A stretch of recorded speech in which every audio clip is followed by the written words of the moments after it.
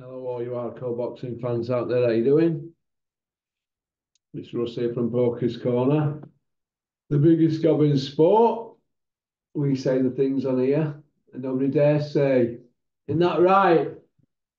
Hey, Big Joe Egan, old Pinocchio. How many lies you've told today about you and Mike and Cuss? Oh, you better get ready, you son. You better get ready. Oh, you can come here. Come and see me here. Come on, we'll put kettle on. Nah, I don't want to come to Sheffield, will you, son? Right, here we go. Somebody sent me this. Listen, who do we believe, Porky? I mean, basically, it's more or less gimmick gist here for a video. Who do we believe out all these people? So let's read them all out. Bunsey, Colin Hart, Pat Sheenan, Jeff Powell, Simon Jordan, Spencer Oliver, Spencer Fear, and Carl Froch, Tony Bellew, Darren Barker. Coogan, Parsons, Flexen, Umar, Andy McCart, Tebbert, Bean, Orsecock, Phelps, and Dev the Bacon Sandwich. Right. Who do I believe out all them? Not many, but there is good boxing people amongst them. Very, very good. So let's have a look. Bunsey. Would I believe what Bunsey says? Yeah, I like Bunsey. Bunsey was asking proper questions back in the day, and Mickey Duff gave him a 2 year ban. That's true. 2 year ban. That was before social media and all that carry on these days. But yeah, he uh, he got a 2 year ban from all Mickey Duff press conference of Steve Bunt. So Bunsey's all right. Colin Hart. Yeah, old school. Another one of them old school guys. In the last 5, 6 years, he's become a bit of a what's the word? A bit eccentric, can he? And a bit looks like he don't really know what he's doing. He's an old timer, isn't he? In a bad wig, and hanging on to past glories, isn't he? Trying to hang out at back of people. But you say he goes into bat for Bricktop a lot, wouldn't you nowadays? But on the whole, he's not a bad boxing bloke, Colin Hart. Although Hatman and a few of us gave him some stick, don't they? Pat Sheenan, bang on. Jeff Powell, they're bang on, honest.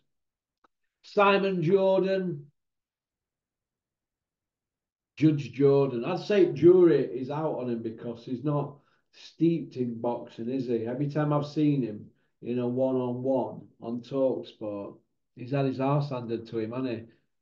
Eddie Hills has whooped him 2-0, two by way of, and Joe Gallagher floored him 1-0, early round knockout, one by way of, and a trip to Button Moon. So I don't think he'll be picking any battles with anybody of their ilk or standing in boxing because you've got to be sharp, haven't you? You want to take these people on. I'd take you on any time, Simon Jordan. The Eddie one, ooh, when Eddie should have come on here, we were ready. Me, Rico, and Terry, we are questions, but Eddie's a smart cookie. He knows if you come on here with me, it'd be an ambush. Isn't that right, Eddie Hills? So, but Simon Jordan, Judge Jordan, jury's out on him at the moment because you don't really know what he's on with. He's sort of finding his feet. Spencer Oliver knows the game inside out and backwards, made some good points in the last couple of years, stood firm on the Conor Benn situation. I'm impressed, but he does let himself down with his licking of certain people, namely Joshua, Anthony Joshua. That what he did with the Gad that day were just like, the guy's just come out at ring and been filled in, and I mean filled in, touched up. Usyk put hands on him. All right. So you were outboxing the best boxer in the world for 10 rounds. What hogwash? He never got any more than 4 or 5 rounds out of the two fights. So How was he outboxing him for the first 10 rounds in the first fight? See, this is the problem we've got, you see. When licking becomes, it becomes like serious licking. It just don't become, it's a bit like giving somebody a peck on cheek, and it just don't become that, does it? It's not a peck on cheek, that is it, what's going on there. It's the full on, it's the full on hustler.com, isn't it? It's the full bag of mashings, isn't it? And it's embarrassing. So that's where you let yourself down, jug ears. Carl Froch, he'd say what comes out his mouth is his opinion, and he's honest. With the amount of millions he's got, he don't need to lick, does he, or chase these people around the block. He can like take it or leave it if he wants to do this job, can't he? That's probably why he's having more fun than ever on his YouTube channel. Tony Bellew, so I believe Carl. Tony Bellew, I won't believe anything he says. Drug cheats is all for stoning them in the stocks in the village square, so everybody can come out of their house and stone them to death. Personally, I'd just prefer to throw Granny Smith's apples at them, ones that have been dipped in toffee. We don't want anybody dead just for that, do we? But Tony wants them stoned, doesn't he? And dealt with like they would 400 or 500 years ago. And unless it's somebody that he knows, and he's a good lad, really, he's a me pal. He's a pal. He's me pal. He's me pal. He's not a pal of mine. I'm going to leave it at that one. Tony Bellew. So Tony Bellew, I don't believe anything he says. He's one of the worst ones out there, which brings me to dazzling Darren Barker. He married into Matchroom, and since he retired, he's been a Matchroom licker. I dare say that role now could be going to John Ryder. He's going to be on board now. So we're going to have John Ryder, ex-Sims managed and trained fighter. And we're going to have Darren Barker, ex-Sims managed and trained fighter. All Matchroom, of course. And then we're going to have Tony Bellew, ex-Matchroom promoted man and basically Matchroom's company man. So that's what we're going to have. So John Ryder might level it up a bit and talk a bit of sense, but the rest of them become like embarrassing, hasn't it, really? It's become embarrassing, but let's see what John Ryder turns out like. I'm sure the John Ryder fan club over at the Boxing Asylum will no doubt cover his commentary with the same energy that they do Darren Barker's. That's all we want to see, you guys. The same energy. We'll see, won't we? So that's out that lot. And then the other ones,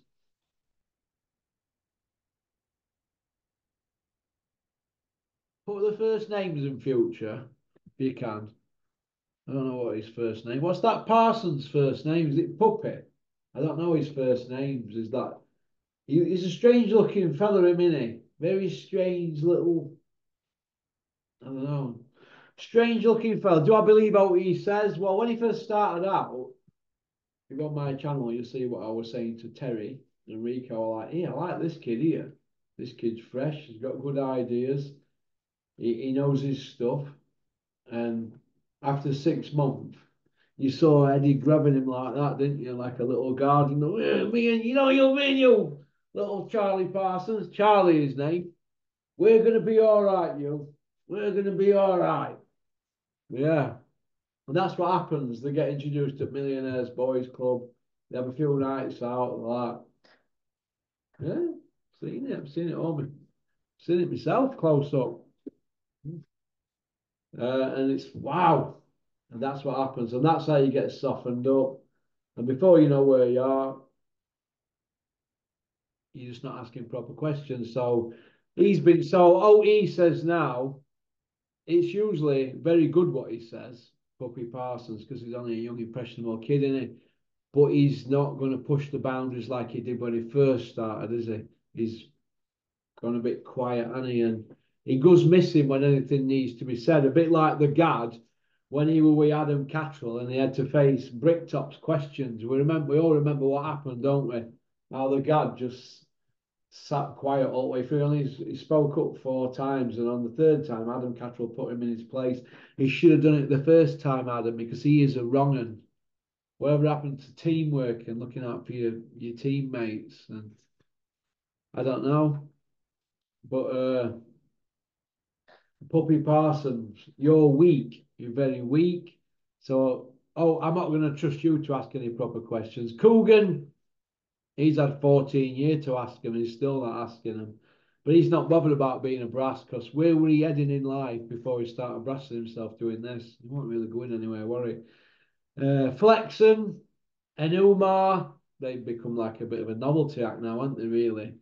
Uh, with their brick top access and little perks to the box at Arsenal. I know it's not Ivory no more, but who cares? I don't like Arsenal. The fluky. I remember that Michael Thomas goal against Liverpool at Anfield back in the day were fluky as out, man. Still have nightmares over it. So they're not going to ask proper questions. Not when they've been in Bricktop's box all weekend, hanging out the back of him. No, Andrew McCart. He's a sweaty. He's not going to ask proper ones. They're just happy to be there, aren't they? Because if Andrew McCart wasn't doing this, what would he be doing? He'd be boxing boxers up 1 year on minimum wage, wouldn't he? So Rob Tebbert, I like Rob Tebbert. Terry doesn't like him. I like him.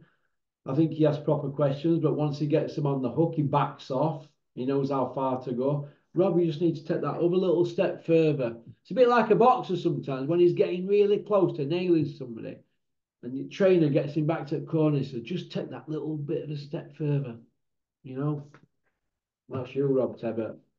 Could do better if tried. So I've still got a bit of hope out there for Rob Tebbert, but and his little group of men around him, but I'm not so sure. Bean. Keep seeing interviews where is he from next door? Is he? Don't come round here, is he? Me, your mate Ash. You're hanging around with old Bill all day, man. I can't be putting myself round here as a boat if you've got old Bill around you all the time at your show. So now I won't be coming to your show, but thanks for the offer, Ash. But is he? You know where I'm at? Come see me. I keep seeing that Izzy brought Bean back. Brought Bean back from where? He's been at food banks 18 months. Now all of a sudden he's brought back. Bean were at that media day where they were all having food, where Bricktop were there, and he were like, pull up a chair, Adam. Oh, I'm waiting for Frank Smith. Bean, why don't you tell everybody what Frank Smith did when he walked out? We've been waiting there an hour. He just went, oh, see me in week, Adam. So I kind of like feel sorry for Bean, actually. When you've got somebody like Spotty Frank putting him in place, or Bricktop, yeah, pull up a chair, Adam. You know, pull up a chair and sit on corner. Dennis would say things like, if you go into a restaurant, he's asked, I'm not sitting on a corner. I'll come back later. You know what I'm like, very, very confrontational. Hey, just pull up a chair, get what you want. I'm not pulling up a chair on the corner like some no-mark garden gnome. Bean, in future, Bean, stick to your guns, but where's the boxing family? There ain't no boxing family. There is no boxing family. So would I believe Old Bean says? No, not after all this rough, tough, rugged, durable, capable. Let's get ready for the blue ribbon division. Like the torch paper, there's the respect. All that nonsense Bean used to come out with. Where's his boxing family? Wasn't Bean leaving Sky to try pastures new, try other things? What has he ended up doing? He's ended up commentating on a show that I said he'd end up on. Well, I said he'd end up on a Big Ron show at Fight Zone. Well, he's ended up on an Izzy and Ash show in South Yorkshire. Well, that's what I said, didn't I? I'm probably on about the same amount of dough as what he would have got off Big Ron. That's a fall from grace. But when Glenn McCrory had to go that route, look what happened. Starts setting in up here. You get depressed.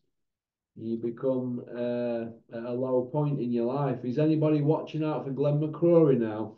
Does anybody even ring Glenn McCrory? Eh? Beware, Adam. Because that's what happens. You know what? You know what they say, don't you? Once you leave Man United and Liverpool, it's all downhill, isn't it? But once you leave Sky, it's all downhill.